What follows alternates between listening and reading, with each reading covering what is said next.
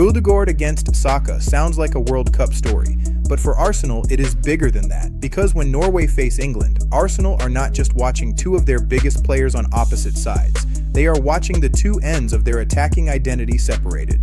Ødegaard, the controller, Saka, the pressure point. One player helps Arsenal think, the other helps Arsenal hurt teams, and that is exactly why this case matters.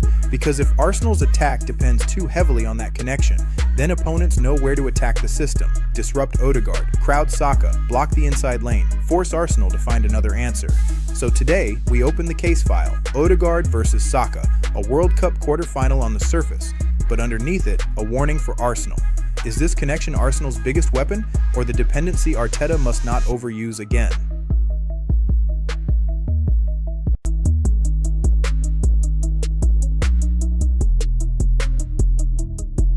Now, let's be clear about the case.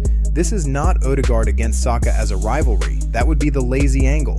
For Arsenal, this is about something much more important. It is about dependence, because Ødegaard and Saka are two of the clearest reference points in Arteta's attack. Ødegaard gives Arsenal control, the pause, the angle, the pass before the pass. Saka gives Arsenal pressure, the carry, the threat, the moment that forces defenders to panic. Together, they give Arsenal one of their most trusted attacking routes. But that is exactly where the danger begins, because when a connection becomes trusted, it can also become predictable. Opponents know where the rhythm starts. They know where the threat usually lands. So the question is not whether Ødegaard and Saka are good enough. They clearly are. The real question is what happens when that link is crowded, blocked, or separated. Who becomes Arsenal's next answer?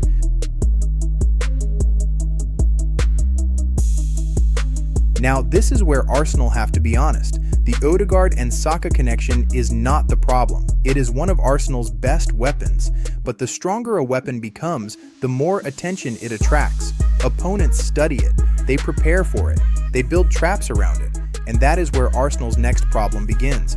Because if Ødegaard receives under pressure, and Saka is crowded before he can turn, and the inside lane is blocked, then Arsenal need another route immediately. Not 5 passes later. Not after the attack has slowed down. Immediately. That is what separates a dangerous attack from a predictable one. The dangerous attack has consequences everywhere. Block the right side, the left side punishes you.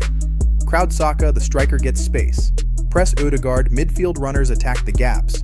But if Arsenal do not create those consequences, then their best link becomes easier to defend. Not because Ødegaard and Saka are weak, but because the rest of the structure is not asking enough questions. And this is where the left side enters the case. Because when the Ødegaard and Saka route is blocked, Arsenal cannot afford to treat the left side like a backup plan. It has to be a punishment route. That is the difference. A backup plan receives the ball when the main route fails. A punishment route makes the opponent regret blocking the main route in the first place. So if teams press Ødegaard, crowd Saka, and block the inside lane, then Arsenal's left side has to become dangerous immediately, not after the attack resets, not after 5 safe passes, immediately. That is where Martinelli matters. That is where Trossard mattered. That is where any new left-sided profile has to be judged. Can that side punish the shift? Can it attack space? Can it combine quickly? Can it make defenders hesitate before they overload Saka? Because if the left side cannot hurt teams quickly enough, then Arsenal's best connection becomes easier to trap. And that is not a Saka problem. It is not an Ødegaard problem. It is a structure problem. Now this is where the player conversation becomes serious, because once we understand the difference between a backup plan and a punishment route, we can judge Arsenal's left side properly. Martinelli is not just being judged on goals, he is being judged on whether his running power can punish teams quickly enough when they overload Saka. Trossard is not just being judged on minutes, he is being judged on whether his intelligence can solve the tight spaces when the game slows down. And any new left-sided profile Arsenal look at cannot just be judged by name, price, or hype. The question has to be sharper. Can he punish the shift? Can he attack before the defense resets? Can he make the opponent think twice before crowding Saka? Because if the left side only becomes active after the Odegaard and Saka route is already blocked, Arsenal are still reacting. They are not punishing. And elite attacks do not just react to pressure. They make pressure dangerous for the opponent. That is the next step for Arsenal, not just having another option, having another consequence.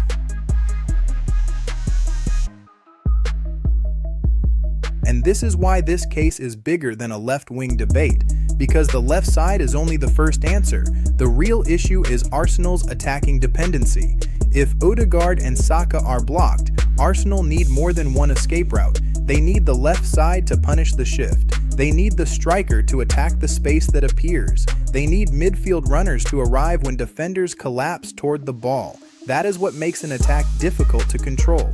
Not one brilliant connection, multiple consequences. Because if Arsenal only have one route that opponents truly fear, then every serious team knows where the trap should be built. But if Arsenal can hurt you from the left, hurt you through the striker, hurt you with late midfield runs, then blocking Ødegaard and Saka becomes dangerous. That is the evolution Arsenal need, not because Ødegaard and Saka are not good enough, but because they are good enough to attract the pressure. And when your best players attract pressure, the rest of the team has to punish it.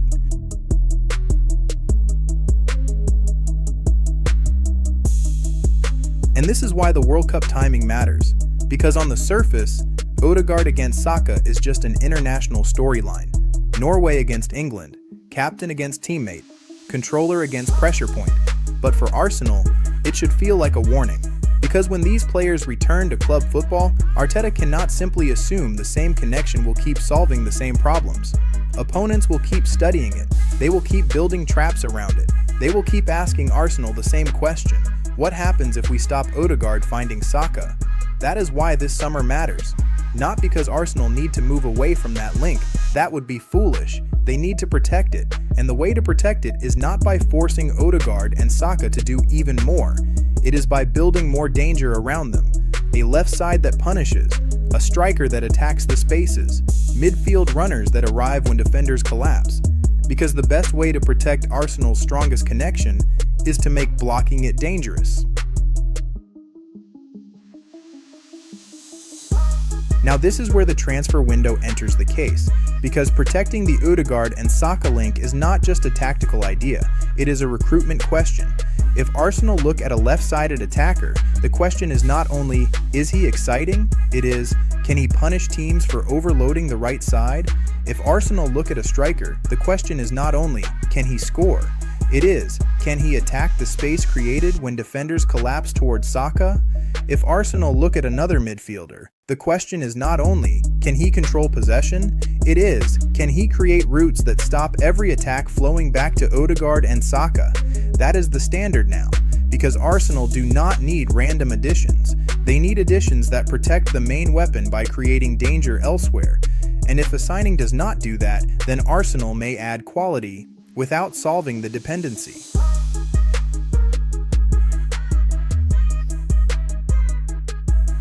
And this is where Arsenal have to be careful, because a good signing is not always the right signing. A player can be talented, a player can be expensive, a player can excite the fan base, and still not solve the dependency. That is the danger in this window. If Arsenal sign a left-sided attacker who does not punish space quickly enough, the Ødegaard and Saka link still carries too much. If Arsenal sign a striker who does not benefit from the spaces Saka creates, the same attacking route remains overloaded. If Arsenal sign a midfielder who only recycles possession but does not create new routes into danger, the ball still comes back to the same side. So the question is not simply, who improves the squad? That is too basic. The question is, who changes the opponent's plan? Because if the opponent can still say, press Ødegaard, crowd Saka, block the inside lane, and Arsenal still struggle to find the next answer, then the signing has not protected the link. It has only added another name. And this is why Arsenal's window cannot be judged by names alone. That would be too shallow. Because the question is not just whether Arsenal add talent. The question is whether Arsenal become harder to trap. If opponents can still press Ødegaard, crowd Saka, block the inside lane, and force Arsenal into the same slow reset, then the squad may look stronger on paper without becoming more dangerous where it matters. That is the danger of judging recruitment like a shopping list. A good player adds quality. The right player changes the problem. The right player makes the left side hurt teams faster. The right player gives the striker better spaces to attack. The right player gives midfield another route into the box. The right player protects Ødegaard and Saka by making their pressure useful. So this is the real transfer test. Not who looks exciting, not who wins the social media debate. Who makes Arsenal harder to defend? Because if the answer is not clear, then the signing may be good, but the dependency remains.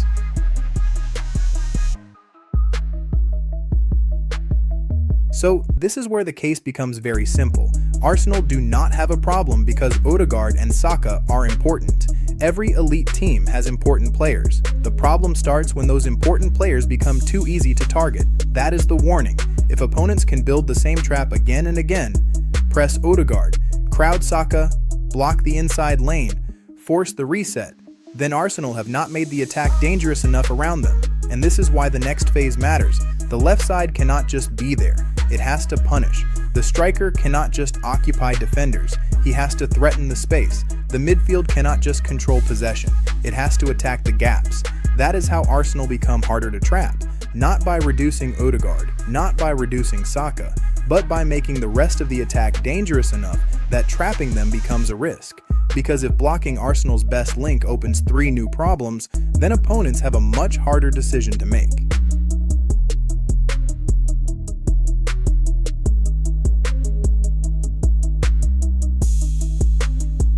So here is the verdict. Ødegaard and Saka are not Arsenal's problem. They are Arsenal's weapon, but even the best weapon becomes easier to defend when opponents know exactly where the danger starts and where it ends. That is the warning from this case. The World Cup gives us the headline: Ødegaard versus Saka, Norway versus England, teammates on opposite sides. But the Arsenal lesson is bigger. When they return to club football, Arteta cannot allow that connection to become the whole answer. Because if teams can press Ødegaard, crowd Saka, block the inside lane, and force Arsenal into a slow reset, then the dependency remains. So the ruling is clear. Arsenal do not need less Ødegaard. They do not need less Saka. They need more danger around them. A left side that punishes the shift. A striker that attacks the space. Midfield runners that arrive when defenders collapse. That is how Arsenal protect their strongest link. Not by hiding it, not by reducing it, but by making it dangerous for opponents to trap it. Because if blocking Ødegaard and Saka opens 3 new problems, then Arsenal are no longer predictable. They are complete. Case closed. If you want Arsenal analysis that looks past the headline and follows the evidence, this is exactly what Cannon Casefile is built for. The next case is already open.